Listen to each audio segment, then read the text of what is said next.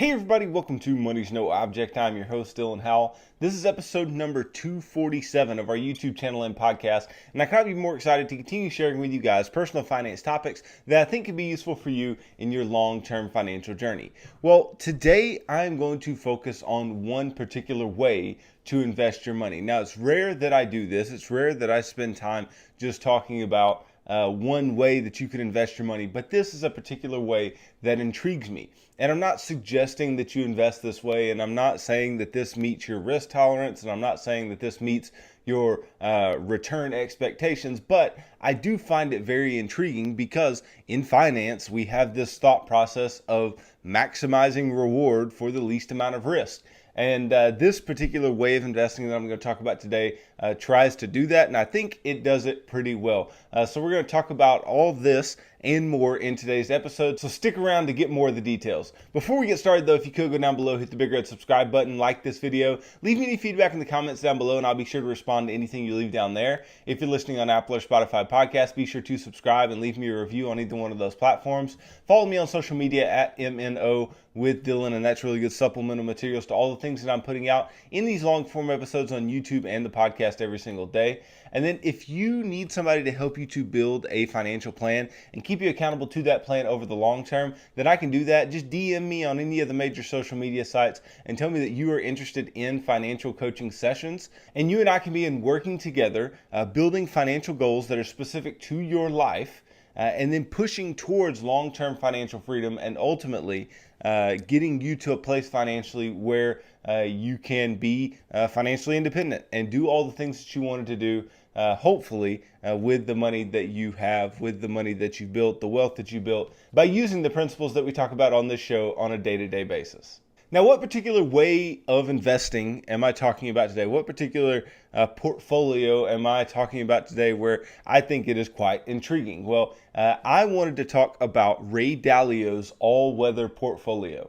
And you may have heard of this, you may not have, but this is a particular type of portfolio that looks to weather all storms in financial markets, and it looks to minimize risk and maximize return, just like everybody else is trying to do. They're trying to get the most return for the least amount of risk. Well, it does so in a very strange way, and it does so via asset allocation that is different from what most traditional money managers may suggest. Now, you may be thinking, well, who made this up?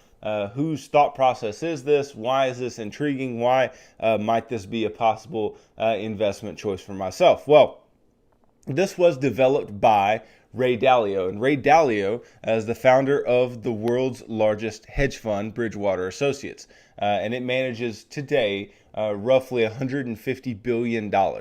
Okay, now Bridgewater is so large that they don't take on new clients. Now, this is pretty common of a hedge fund. They won't take on new clients after some time just because you get too much money, many inflows. It's hard to make returns with that money. And even with 150 billion, it's probably quite difficult to make outsized returns, but he goes about doing it. And Ray Dalio, he kind of stepped back in Bridgewater Associates in recent years and has kind of taken a more advisory role in the company, but he has for years and years been innovative in investing. He has for years and years been innovative in the hedge fund space and in the space of risk and return. And so I think he's really, really interesting. And some even call him the Steve Jobs of investing. And he's got a few books, one of which I've read and a couple of which are on my list, but I've read the book Principles, and I think that's very interesting. He also has some books on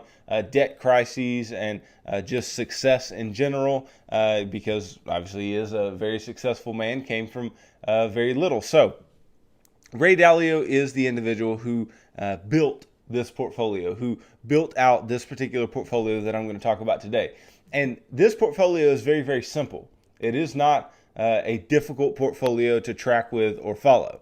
Okay, this all-weather portfolio is not anything that you can't create on your own. This isn't something where you have to go to some hedge fund or you have to go buy a specific ETF or mutual fund to track this particular portfolio. You can take a few different investments and put them together in certain allocations and get this all-weather portfolio that Ray Dalio suggests. Okay, now maybe not in the perfect way that Ray Dalio does so, right? But in the way that he suggests that investors do so if they're not invested with a hedge fund like his own. Okay, so what is this all-weather portfolio and what does it look like? Well, obviously when we're saying all-weather, we're suggesting that this is a type of investment that will span all different types of markets, right? It doesn't matter if the market is great or the market is crappy. This could be a particularly good investment, especially when it comes to risk and return.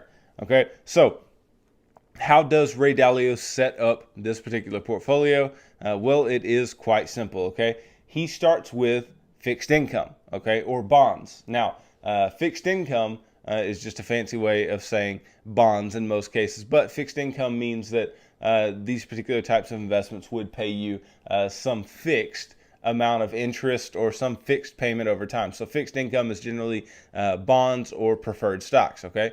But we start with fixed income, and he puts 40% of long-term U.S. bonds, U.S. Treasury bonds in this portfolio. So 40% of long-term Treasury bonds.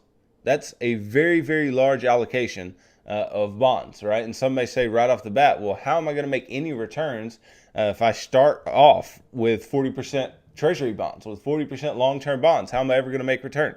Well, just hold on. And this is going to be the beauty of this particular portfolio, because it is not constructed in a way that you or I would traditionally think you could construct a portfolio and create a risk-return relationship that would work out for a particular investor, okay? So you start with 40% long-term U.S. bonds, and if you wanted to take this type of allocation on your own, that particular bond weighting, you could use the TLT ETF, okay, so that tracks long-term treasuries, okay? So 40% long-term treasury bonds, then 15%, still in the fixed income space, of intermediate term U.S. treasuries, okay?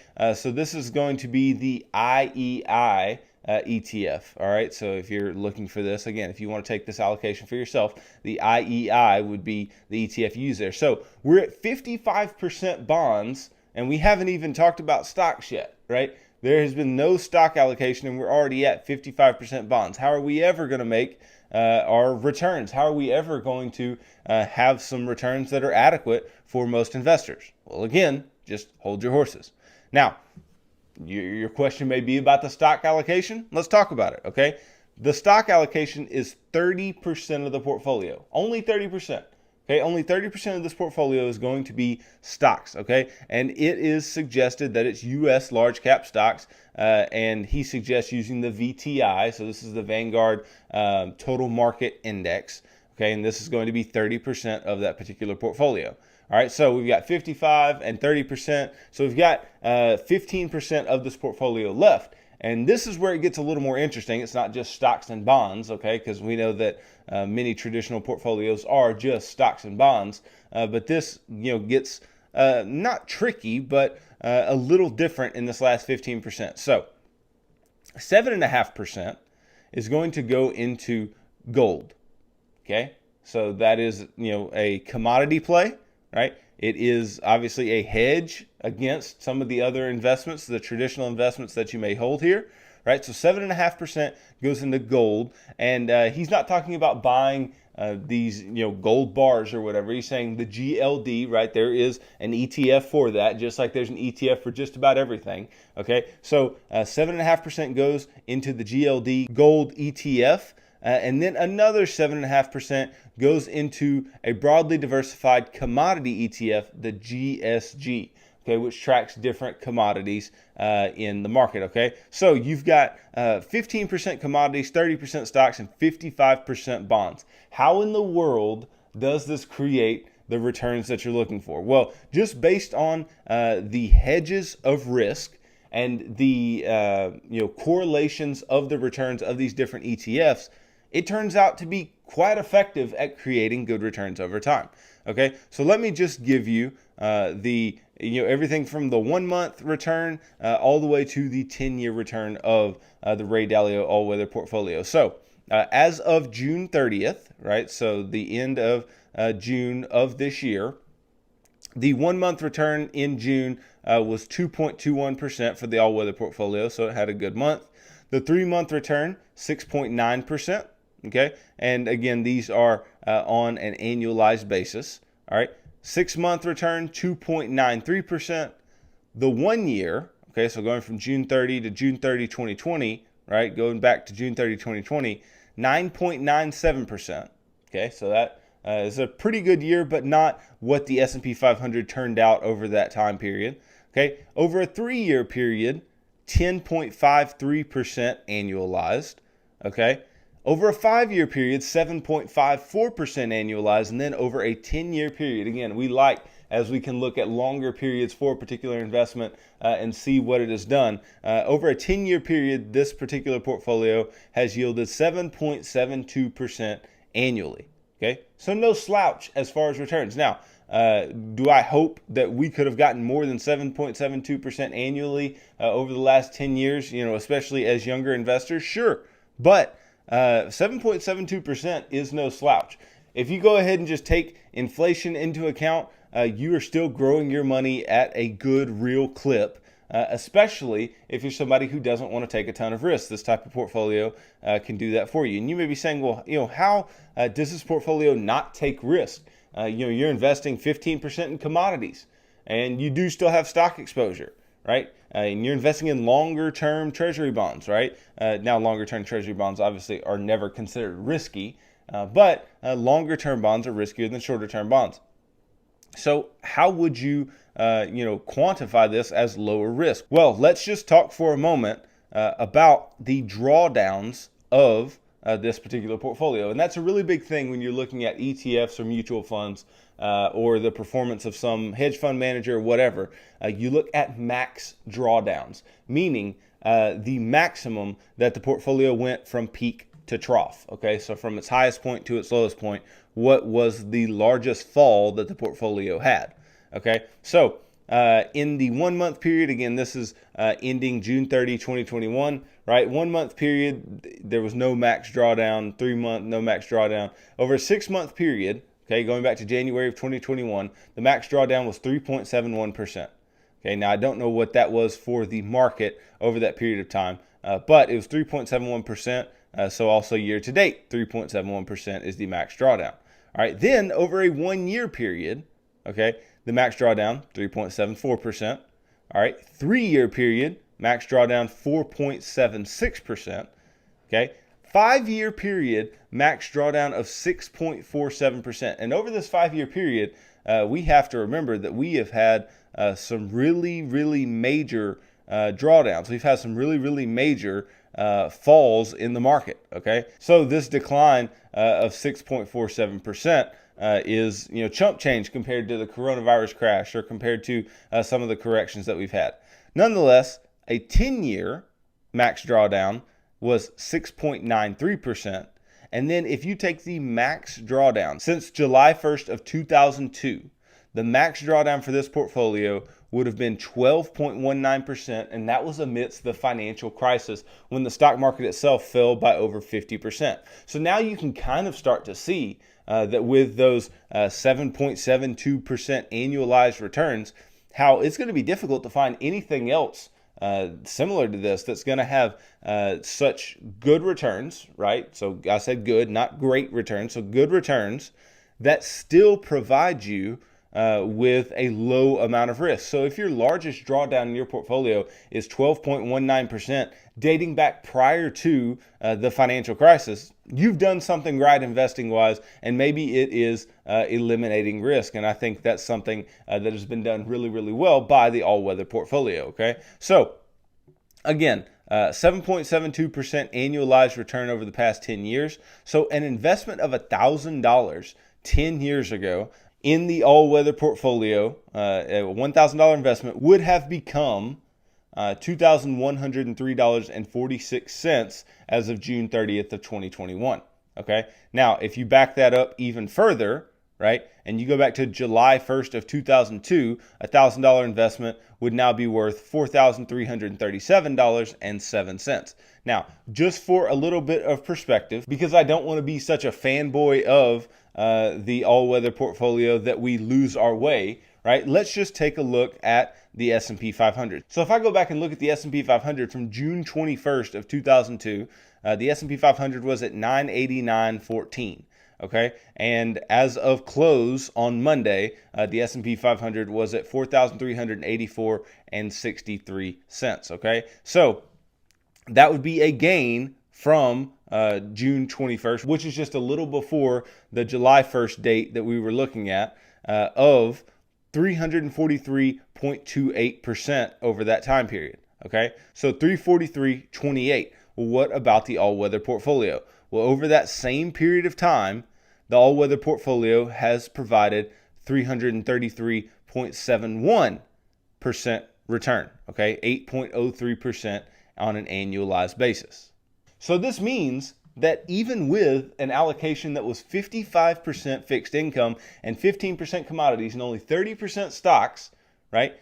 The all-weather portfolio has only trailed the S&P 500 portfolio, which is obviously all stocks, right? All large cap U.S. equities. It has only trailed that portfolio by 10% over a 19-year period, right? That is outrageously good. And with the largest drawdown over that time being only a little over 12%, that is an absolutely huge deal for investors and could really allow investors to grow their money. And I wish I could show you this chart of the all-weather portfolio. It is truly, and you could go create this portfolio for yourself online and follow the growth over time. But it's almost just up and to the right. Now, it's not the steepest up and to the right that you've ever seen, but it is just up and to the right, which is absolutely fantastic. Now, let's talk for a minute about the worst drawdowns that have been had in the all-weather portfolio. Again, I told you about the largest drawdowns, okay, but let's talk about the longest drawdowns, okay? So I've told you about the largest. Let's talk about the longest. The longest drawdown that this portfolio has had since June of 2011 was between February 2015 and December of 2015, and that drawdown was 6.93%. Right? And it ended up taking 17 months total from one top to the next. Okay, so it took 6 months to recover from that particular drawdown. It took from February of 2015 to June of 2016 to just break even in the portfolio. Okay, but that was the longest drawdown. And just for a little bit of perspective, again, we're trying to compare to something like the S&P 500, not because it's an apples to apples comparison or that's the benchmark that you would use, but because that's what a lot of individuals are investing their money in a passive way. And we are trying to make an argument for maybe there's another way to passively invest your money.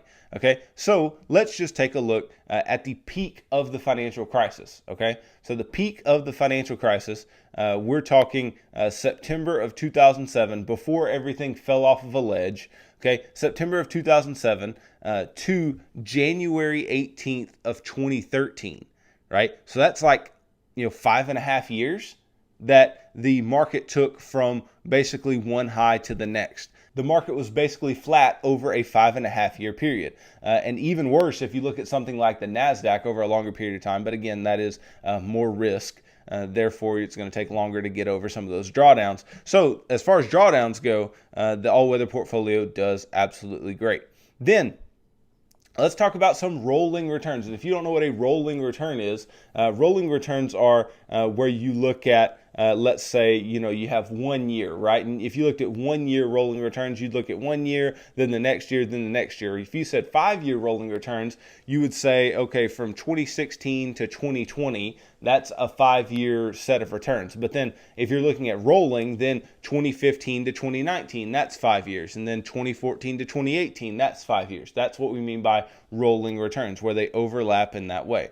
Okay, so if you look at 5-year rolling returns of the all-weather portfolio, okay, the best 5-year period was 11.47% annualized, and the worst 5-year period was 4.08% annualized, with the average 5-year period being 7.27%, so right around the average return of the portfolio. Now, if you look at the 3-year, okay, the worst 3-year rolling return was 1.77%, and the best was 15.92%, with the average being 7.45%.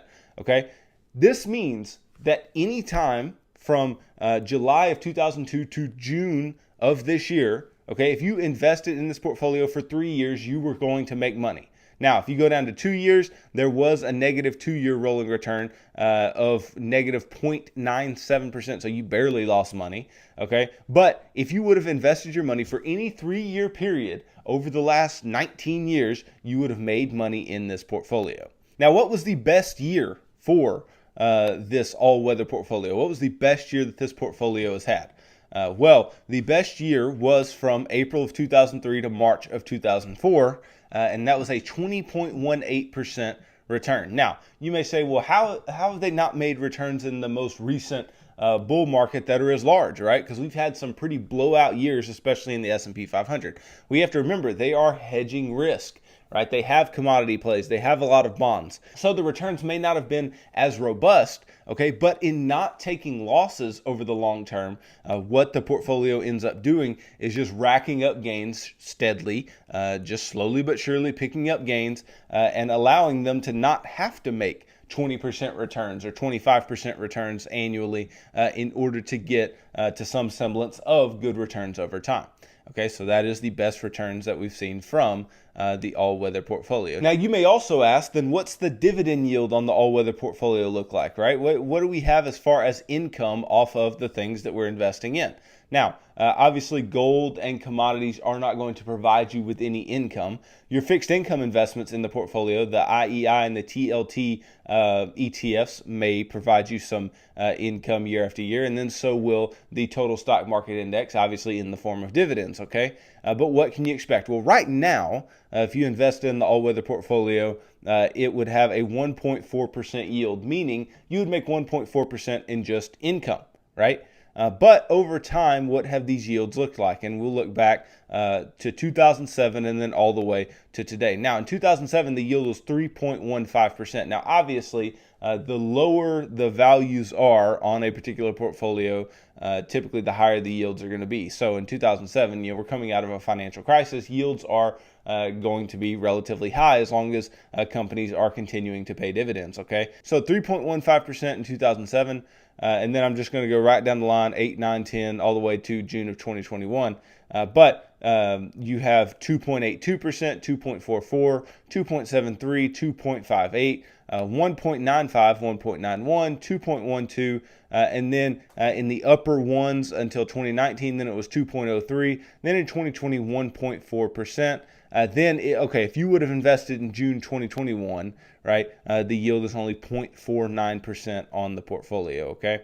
And that's obviously because a lot of companies have cut dividends since last year, and when you have higher valuations, yields are going to be lower, okay? So it's also important to note where some other return comes from, and some other return may come from the dividend yield portion of the portfolio. But this is not what makes this portfolio shine. What makes this portfolio shine is the lack of drawdown, and yet the good returns that it can provide. I think that this portfolio does better for individuals who are going into retirement or are closer to retirement, and they are wanting to take some risk off, yet they still need to make adequate returns, because we've talked before about, when you're going into retirement and you're heading towards retirement, you don't need to just take all risk off, because you need to be growing your money because of, one, inflation, and then two, if you're withdrawing money in retirement from your accounts, you need to have adequate returns in that way as well. And you don't want huge drawdowns, because having huge drawdowns would mean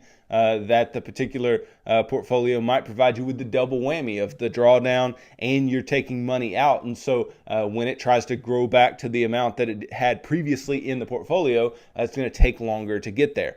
Okay, so we don't want to have those double whammies. So not having large drawdowns is a very big deal in a particular portfolio, and the all-weather portfolio provides lower drawdowns, or has historically, okay?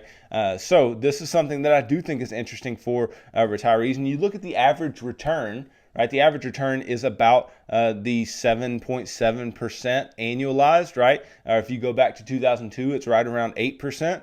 Okay, so if you look at this annualized return and you think, okay, let's assume that we're taking 5% annually off of our nest egg, off of our retirement portfolio.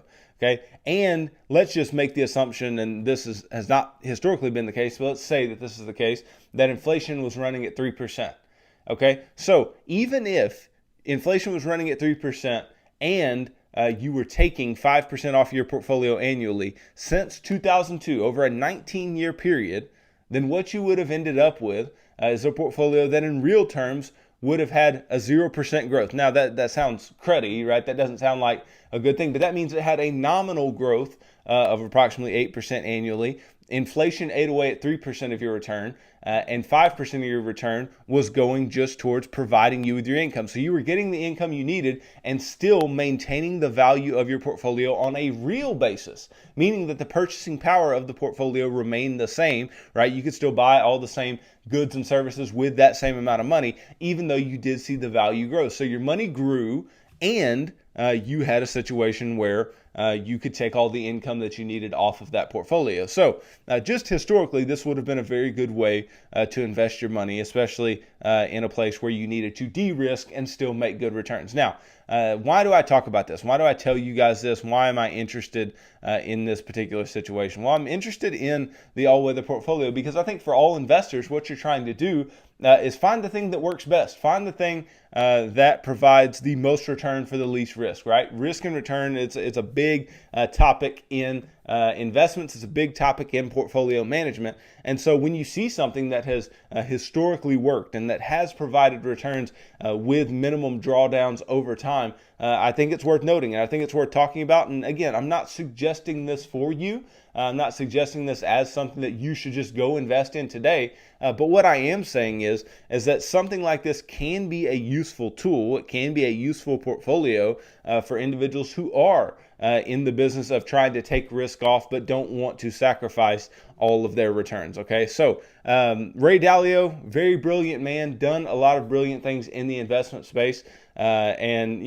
he has provided a lot of wisdom, especially in the recent years, to investors throughout the market. But this contribution of the all-weather portfolio, I think, is a very, very large contribution into the investment space. And I'm not saying he's the only one who has a portfolio like this. There are other portfolios who have done similar things, but Dalio is a very famous individual, and this portfolio did become very famous, especially through Tony Robbins, who went and wrote the book about individual investing, personal finance, and things like that, and took a lot from Ray Dalio, who talked about the all-weather portfolio to Tony Robbins when he interviewed him for that book. So you can thank Tony Robbins for your all-weather portfolio knowledge. So hopefully this helps some of you guys. Hopefully this gets you to a place where you can understand risk and return a little better and understand that the traditional ways, the historical ways of investing, even though tried and true in many ways, can still be adjusted. You can still have very low stock allocations and still make good returns. You can still have allocation into commodities and stocks and still have very low drawdowns. It's all about correlation of returns, and it's all about determining risk and when risk will present itself, and then what returns you can expect on the other side. So the all-weather portfolio, you might try it out, you might not, but I do think it's quite intriguing, and hopefully this is something that you can look into more for yourself as you go forward. So thanks for watching this video. If you could go down below, hit the big red subscribe button, like this video, leave me any feedback in the comments down below, and I'll be sure to respond to anything you leave down there. If you're listening on Apple or Spotify podcasts, be sure to subscribe and leave me a review on either one of those platforms. Follow me on social media at MNO with Dylan, and that's really good supplemental materials to all the things that I'm putting out in these long form episodes on YouTube and the podcast every single day. And then if you need somebody who would help you build a financial plan and keep you accountable to that plan over the long term, then I can do that. Just DM me on any of the major social media sites. Tell me that you're interested in financial coaching, and you and I can begin working together building financial plans that are specific to you and your family's needs, and then pushing you on towards long-term financial freedom by attaining those goals that we've set out for you to attain. So tune in tomorrow as I continue talking about personal finance topics that I think could be useful for you in your long-term financial journey. So thanks for tuning into this episode of Money's No Object. I'm your host, Dylan Howell. God bless.